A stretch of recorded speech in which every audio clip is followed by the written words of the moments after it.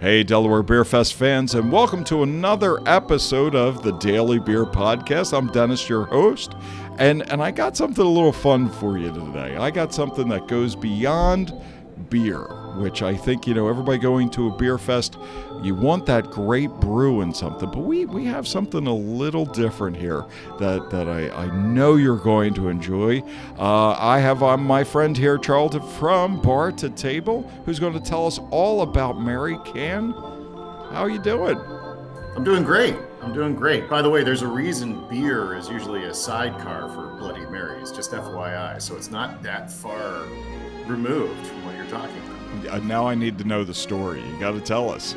I don't know why, but at least a lot of people have beer chasers, right? When they drink a Bloody Mary, so it sort of lightens things up. And by the way, if you ever have a michelada, it's basically a half Bloody Mary and a half a beer. This is natural. This is like a Reese's peanut butter cup. See, now we're going in the direction that we need to go with this. It makes all total sense right now.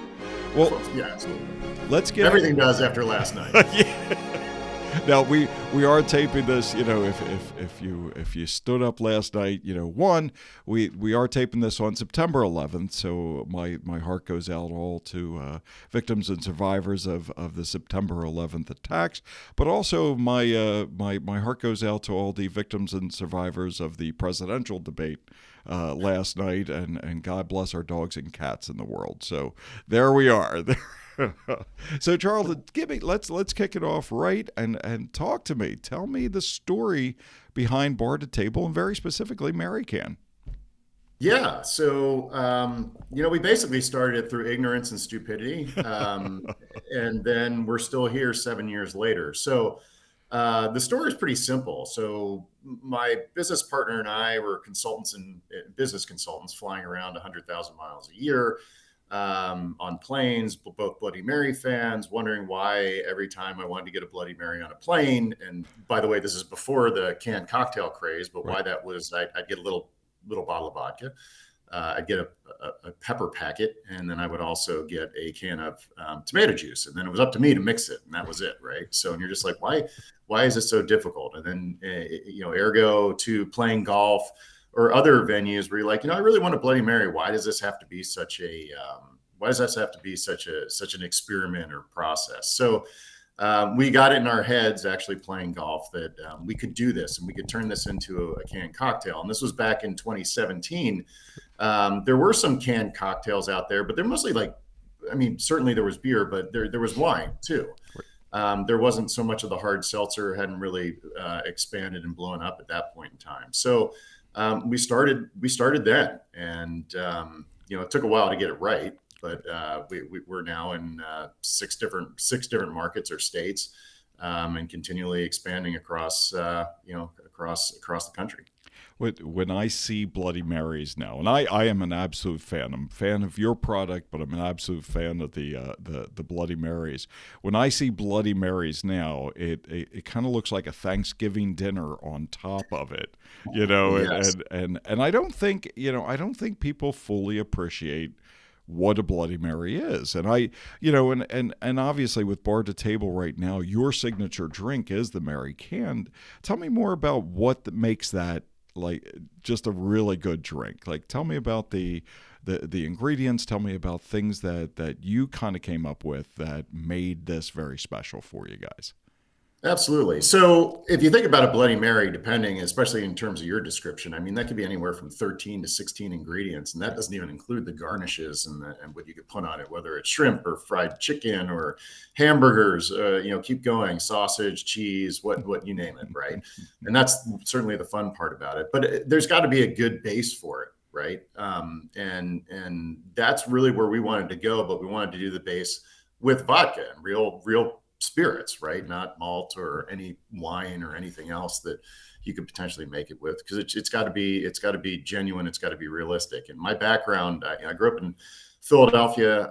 My background was the restaurant business when I first came out of college, before college. So anything I had to do had to taste great, right? So when you ask about what's special about us, What's special about us is when you open the can, and when you shake it and then you pour it over ice, and if you put it in that pint glass and you have no idea it comes out of a can, you have no idea it comes out of a can, right?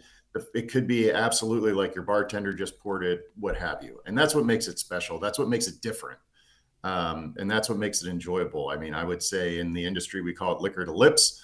We've probably got a 90% liquor to lips conversion every time we go and we do a tasting somewhere. We did one of these a year or so ago up at Citizens Bank Ballpark, and it was just incredibly well received that day. And there was probably about 8,000 people there at that event. So we're certainly looking forward to the Delaware Beer Fest on the 5th of October. That was that was my introduction to you guys, was at the All-Star Festival, and in all truth, it was kind of funny. You when I went to pick up a can, obviously, you've already had a couple of beers in you, you've had the seltzers in you, but for some reason, the MaryCan just smoothed everything out. It was a very, very, like I said, personally, I'm a fan. It was a really smooth drink to put on to. What was the creative process like? Did you guys, sit down with like 25 different vodkas, a bunch of different juices? Like, what was the creative process? So I actually had a kitchen recipe, or I guess call it kitchen recipe. It was a pretty good, what I thought was a really good Bloody Mary, and it had a lot of the good flavor tones of citrus. It had sort of the spice from either horseradish or pepper, or certainly tomato juice, which is the base of any Bloody Mary, and had a few other things in it, Worcestershire, etc. So what I wanted to do, because people really liked that when they either came over for brunches or I got to share it with other folks. The hard part's commercializing that, because if you want to commercialize that the way you do it in your kitchen, everybody's Bloody Mary would cost $60. But we wanted to commercialize it in a way that was reflective of the naturalness of it, right? We didn't want to put any preservatives in it just so so it would stay red the whole way, right? Meaning suspension type of things and everything else. So we had to go. The process was particularly difficult, because anybody who knows tomato juice, it's a little bit can be a bit unstable. Yeah. So you have to figure out how to do that, how to create a drink that's going to be the same every time, and then have enough of a shelf life where it's commercially viable. And we were able to do that. It took a little longer, I think, and we have some extra steps in our process that we actually pay for, because we want to make sure it's great every time you open it. So when we're pasteurizing it or we're sealing it with nitrogen to make sure that it's completely fresh, and it's got a shelf life of 12 plus months, because I've tested it out to them, but I certainly don't want it on the shelf that long. One in your stomach. I would say that's not good marketing, right? No. So now, as a good Italian kid, I will tell you that I've had my Bloody Marys with Clamato and all this good stuff. So somebody comes into the market. I'm going to get this Bloody Mary. I'm going to get this MaryCan, and I'm going to sit down. How would you suggest that they enjoy it? Just straight out of the can, pour it on ice, put that turkey dinner on top of it? Like, how would you sit down to enjoy a MaryCan? Wow. The great thing about it, look, the Bloody Mary's been around for 100 years, and it's been a top 10 cocktail in the world for 100 years. So it's enjoyable all the time, right? I mean, it's enjoyable when you're sitting on your back deck and you're like, I just want something that's easy to open. It's enjoyable. Obviously, it tailgates these days, especially in this season. You've got the hockey circuit and plenty of hockey moms who like to have a cocktail while their kids are playing hockey around the circuit. Boating. I mean, we just did a huge event for 100th year anniversary of the Port Huron to Mackinac race in Michigan. So it's enjoyable anywhere and everywhere. And you mentioned earlier the garnishes, right? I mean, think about the breadth that you have of enjoyment, making it either a meal or a breakfast or a lunch as well. So, you also answered the question, how do I like to enjoy it? Yep. I like mine spicy, quite frankly. We created our product right now, not to be so polarizing spicy that we're known as the spicy Bloody Mary. I think we're moving in that direction, and our next product will be a spicy Bloody Mary as we widen the product line. But I like mine. I tend to like mine A little a little bit spicy. spicy. Yeah. I'm right with you. We have a restaurant here. It's not one of our sponsors, so I'm not even going to mention it. But we have this really great restaurant, been around forever, and they have this Bloody Mary bar, and they specifically do it for Sunday brunches. And the lineup of hot sauces, and I am very much a spicy Bloody Mary person. The lineup of sauces that they have, you could mix up the heat a little bit. And my son and I had gone once, and he liked the habanero, the mango habanero in his Bloody Mary, and I was like, oh, I'm going to one up you, and I'm going to put this scorpion pepper in it. And then he's like, well, I'm going to one up you and put this ghost pepper in. And truthfully, I enjoy that spicy, so thank you for saying that. I absolutely enjoy it, and it would be really cool if you guys came out with one. Well, we're definitely doing it, Okay. and the funny part about that is we do events like this, and people are always like, "Do you have?" Our number one question is, "Do you have a spicy one?" Number one, and so then my usual question back to them is, well, what kind of spice do you like? Right. And at that point, you get about 200 different answers every time you answer that question. So, Hopefully the none of them challenge with the for us, scorpion. Yeah. right, the ghost peppers, Yeah. might not go over well with everybody. But the challenge for us is going to be ensuring that we have, and we think we've done this already because I've tested it out, but a nice mix that gives you the flavor that you want. It's not overpowering, and it's not to the point where you're like, triple X spice kind of thing, and Right. ghost pepper, scorpion pepper, whatever, Carolina Reaper, whichever one you want to go. Right. But that it's still enjoyable, right? But you can still bump it with more spice if you like. So if we happen to have a hot sauce vendor there at the park, we got to put you two together. Is pretty much what let's we have go. to do. Let's do that. So you're coming down here. It's in Wilmington, Delaware. We're going to the home of the Blue Rocks. You've already had that fan base that came to see at the All-Star event at Citizens Bank Park. What do you want to hear from people that are trying MaryCan? What do you want to hear from that consumer that comes in, they've tried a bunch of different stuff that day, and they come up to your table and they say, all right, let me try this. What are some of the thoughts, some of the opinions that you've gotten, but also some of the things that you want to hear from them? Yeah. So the number one thing that we get, because anytime somebody looks at our product, they see a Bloody Mary in a can. So there's a stigmatism. Wow, this can't possibly be good, right? There's been some out there that haven't been, so I can understand where they're coming from. So after the shake, the pour, the taste, right? And the reaction of, wow, that's not what I was expecting. That's really good. And then they turn to their friend, you need to try this, right? Or go grab somebody and bring them back. You need to try this.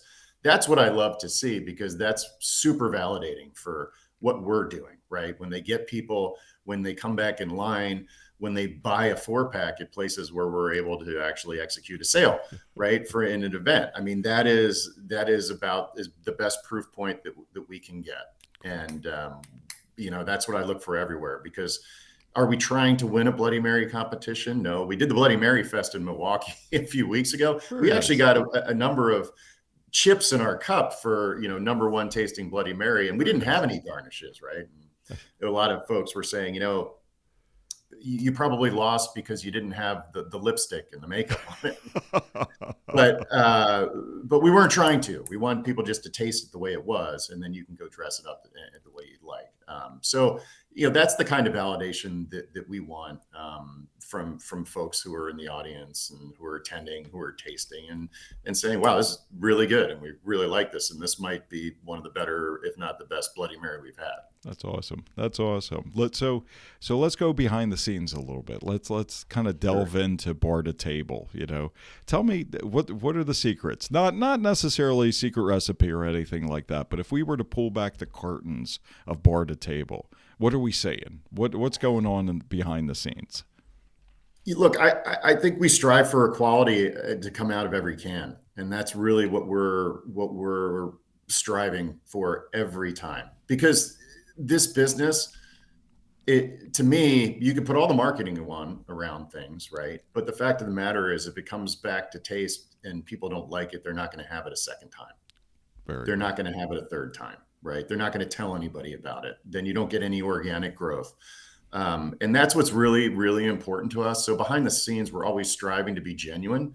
We're always striving to really produce a product that everybody wants, that everybody tastes, that everybody, when they taste it, they feel it's great. I mean, I know it sounds maybe a little trite, a little cliche, but that's really what we're trying to do. And then we do some things also. We're very much about community as well. We're not an official partner, but we're definitely big in support of the National MS Society. Excellent. And where we can be, and we've sponsored some events with them as well. So that's important to us because we've got some immediacy there that we want to support. And it's funny when you say collaborations, what would be something that you would want to see, like as a collaboration? What would outside of the MS Society, would you like to collaborate with? I don't know, like Dole or somebody that, a larger company. Who would you like to see a nice collaboration with? Yeah, so there's a couple. Let me give you a couple because we've thought about this before. I would love to collaborate with a hot sauce vendor, right, and package something. To be honest with you, to do that and send, because it's such a natural progression. Mm-hmm. The other thing, which I know would be super hard to do, but what I would love to do. So I grew up in Philadelphia, right, and I currently live in Chicago and have been in Chicago. Sure. But we visit a lot of states, and every state these days seem to have a vodka vendor of some sort, right? And we use real vodka in our product, sure. Right? Not that there's a fake vodka, but we use real vodka. A neutral grain spirit, maybe that's the best way to say it. Yeah. But I think it would be fantastic to partner, in these states with these local vodka vendors within our product, right? So it's like a stateside in Philadelphia, cool. For instance, and then there's others across the country that would be great as we enter into markets to be able to do some type of collaboration with their own local vodka. Very cool. Very cool. So I'm just putting this out there. I don't know if you know this or not, but our main title beverage sponsor happens to be Tito's Handmade Vodka. Yeah, so I don't, Heard of those guys. maybe, I know they're a small company. They're just, they're just based in Texas or something. Maybe we could do something with that in one of our hot sauce vendors and see what we could here. Boom. It all got birthed here in Delaware, right? That's right. If the 7.5% ABV wasn't enough for you, we're going to get the Tito's guy over here to help you out. Kick it up a little bit. What are the, earlier you had said that there were cans out there, and I can recall, and I haven't anything because obviously going into Philadelphia, being here in Delaware as our home base and all that, but I can recall having canned Bloody Marys before. But what I could also recall was that they were very tinny. Like there was a tinny taste to them, where with MaryCan, and again, I don't pander to people. I always tell people, like, look, I'll call it as I see it. If you have a bad pizza, I'm going to tell you have a bad pizza. But MaryCan was so refreshing, was such a nice drink that I was hesitant at first. I'll be honest with you. When I was at All Star, I was very hesitant to try it because I had that other tinny stuff. Man, when MaryCan was there, I didn't taste that. It was different. Really enjoyed it. What are the trends now? What do you see with the RTDs? What do you see with possibly other brands that are coming out with these Bloody Marys that are in a can now? Or are you guys cornering the market? Well, we're not cornering the market yet. If we can get some more help from our consumer base to do that, we would absolutely enjoy that. Right. However, we're trying to as much as we possibly can. But what I would say, just general trending and what I see is people want authenticity. Mm-hmm. They want to feel like they're at the bar, right? They don't want to drink. That's why there's definitely been a move away from malt-based drinks and some of the others that started the trend, right? Because some things have always progressed and gotten better in terms of flavor, in terms of natural and neutral grain spirits. I mean, now you see, look, we to be honest, we had a couple other cocktails that we were developing and going down the path on. We had instead of a MaryCan, we also had a Rita can, which was a tangerine margarita, a little bit effervescent, which was fantastic, but it was tequila based. We decided not to release that and go down that road because if you've seen the proliferation of tequila and tequila-based drinks, I mean, it's just strategically for us, it wouldn't have been a good idea because we have a really good Bloody Mary. And we're like, we started the product, we're going to go down that path. But it gets back to my comment about taste and flavor and what the consumer, I mean, look, consumer tastes are always finicky. Right. We wanted to anchor ourselves to something that, one, we liked and we're passionate about, and two, that's been around a while. And we know it's not going anywhere anytime soon. And then making sure that we're standing up to the level of expectation around that. Excellent. So I think every other vendor, every other supplier in this space is trying to do the same thing. They want to create something that has a tail on it, that's enjoyable, that's natural, that's not artificial, it's not bad for you, that doesn't taste tinty, any of that, right? And that goes for excellent beers. It goes for hard seltzers, which if you've seen the proliferation of hard seltzers, I mean, that's a crowded market, so that's probably going to change a little bit. And now I think you see also some granted there's a low alcohol trend as well, and non-alc too is a huge trend right now. So there's a lot of movements, and we're trying to bridge the gap. I mean, 7.5 is really low to moderate, right? It's like beer. It's a good wheelhouse. It's a very good wheelhouse. Yeah. So that's what we're trying to accomplish right now. And generally what we see is just, people want to drink or people are willing to pay a premium for things that they want to drink and that they like. Right. Well, it's funny because you talk about the trends in the beers and seltzers and all. We started seeing that trend away from the hard-hitting IPAs, and now you're starting to see people move into a Pilsner and a lager and whatnot. And most traditionally, the oldest beer that was made in the United States was a lager. So again, I like the idea of that trend that somebody's going to pay for something that they enjoy versus you're just going to get out there and pay for anything at that point. So I mean, Pilsners have come, a long way, right? Oh, yeah. I'm not going to necessarily plug sort of my favorites here, but if you start to taste the ones that are really good today, they're still 5%, maybe 4.7, 4.9, and they taste fantastic. Yep. Right. And it's not just this watery thing that you want to consume, because people are like, that's just a filler. Yeah, I want something a little more that has a little more robustness to it. And that's just the capabilities of the manufacturers, the brewers, and just general, I would say just general progression and getting better about ingredients. Excellent. So, well, I actually, my follow-up question to everything is what is, and you said you didn't want to name them, but I want you to name them. So you're going to go and sit down outside of having a MaryCan, because, we all have to consume our own products at this point, right? But outside of having a MaryCan, what are you drinking? Like, what's your go-to? Either you're at the ballpark, you're with family, you're just hanging out on a lazy Sunday. What's your go-to drinks right now?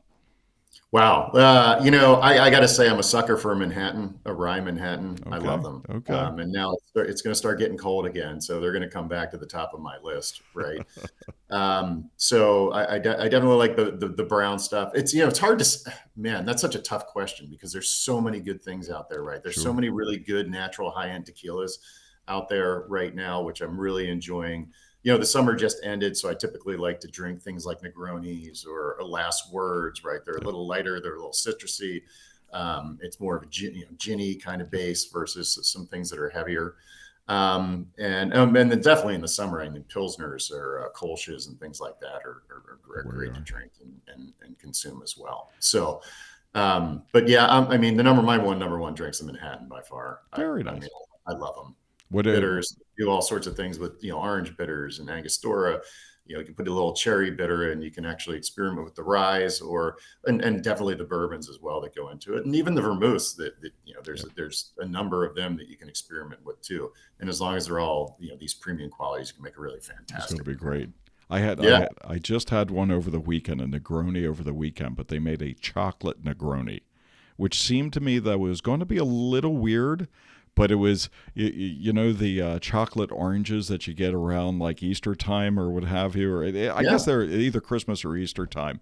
And I tried it, and I was like, this is like actually phenomenal. And they were using the gunpowder gin versus my go-to of the Hendrix gin, and it actually phenomenal. And then always, I am the Basil Hayden rye guy that'll go to a Manhattan. So I'll call out names, because if they want to come to the Delaware Beer Fest, we'll call out those brands, right? Yeah, no doubt. I look forward to having that conversation. Absolutely. Yeah. But orange and chocolate, and that, I mean, they go very, very well together, right? And so you get some more of the smokier types of bourbons. I was at a distillery down in Louisville, and when we did a tasting, Nice. some of it was tasting some chocolate and orangey chocolate afterwards, and then with having a sip. And it's amazing once you start doing that, those flavor profiles and what works. Yeah, absolutely. Great stuff. Future plans, Bar2Table. What's it going to look like, 5 years from now, 10 years from now? After, 6 years, when you take over the complete market with MaryCan, what's Bar2Table going to look like for us?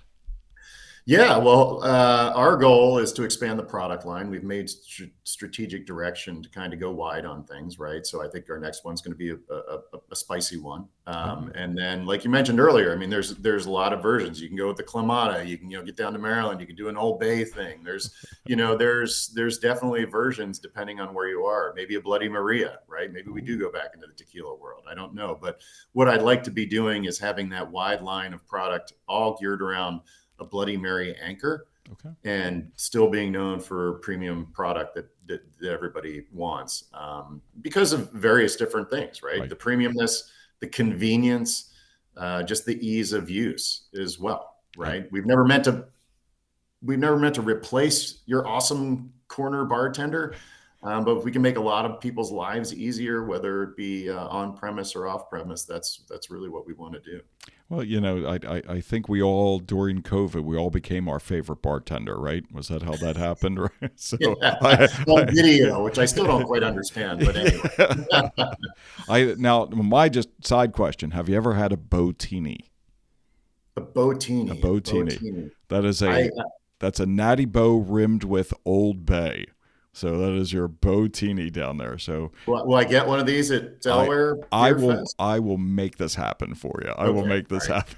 I want to break my Botini cherry here. There you go.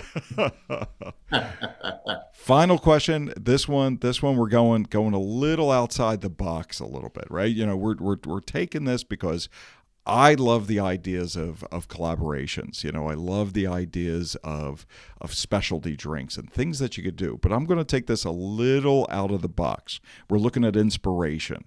So if you, and Bar2Table or even MaryCan itself, and that version that you're talking about, if you could create a drink inspired by any person, living or dead, famous or not, who would be that person, and what would be that drink that you would create? Wow, there's a wide-ranging question right there. Remember, I'm a shrink, so I'm allowed to ask these questions, right? Yeah, you're healing me. So, as I think about this, right, can it be like a character? Absolutely. Character. So, there's a couple characters that, and drinking and fun and just. And I should just say more recreational, just kind of like, sitting back and enjoying yourself, whether it's a weekend. It's definitely a bit about escapism, right? Sure. And just kind of like leaving things behind and feeling good about yourself, generally speaking, and everything else. So, I mean, a couple characters came to mind. One actually a real one, dead, would be Houdini. Oh, and then the second one would be the character from Shawshank Redemption, Andy Dufresne. And I would create a drink around them about like just the escapism, right? Because it's both. I mean, think about Andy Dufresne. Create something that looks terrible, but ultimately when you drink it, you've escaped, you feel great, you feel clean, and you're on a beach. Oh my God, that's a perfect answer right there. Then we could start talking in Morgan Freeman talk and about how he traveled through that, what was it, 200 yards of slime and stuff or whatever. Yeah, absolutely. Right. That is great. That is awesome. Love that. Maybe an improvement on a mudslide or something like that. I don't know. We'll see.